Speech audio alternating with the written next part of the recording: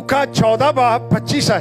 जब बहुत से लोग, कितने लोग, quantity, huge amount of people, बहुत से लोग उसके साथ जा रहे थे, उसने फिरकर उनसे कहा, ओ भाई ठहर जो जरा, कह प्लेकेश ना रहना।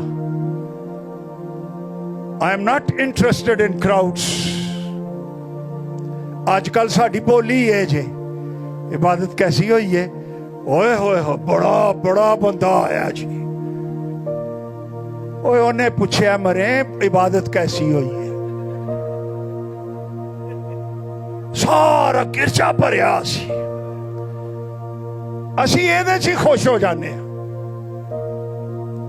जब बहुत से लोग यीशु के साथ जा रहे थे, कलीसिया बढ़ रही थी, हदिये आ रहे थे,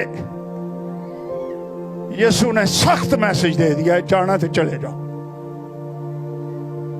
यीशु ने कहा,